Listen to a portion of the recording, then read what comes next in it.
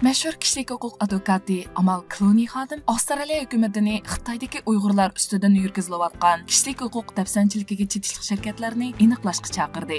Hollywooddagi dangliq kino cho'lpini George Clooneyning raqibisi bo'lgan Amal Clooney xonim Livan va Angliyada advokatlik qilish salohiyatiga ega.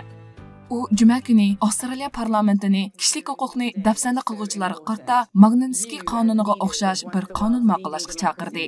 Clooney xonim Avstraliya parlamentining videolik yig'inida Avstraliya hukumati Xitoy hukumatining taxminan 1,500,000 Uyg'ur musulmonlari majburiy qamalgan yig'ilish lagerlari bilan munosabatli shirkatlarni zarba nishoni qilish kerak deb ko'rsatdi.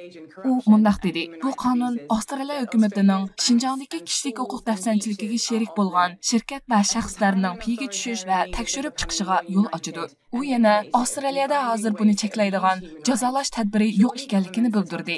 Avstraliya Morrison hukumati Amerikaning Magnitsky qonunini ulgi qilgan bir yangi qonun ma'qullash to'g'risida o'ylashayotgan bo'lib, bu qonun hukumatlarga kishilik huquqni dafsanda qilguvchilarning mol-mulklarini to'ng'itish va ularning chegaradan kirishini cheklash huquqi berdi ekan.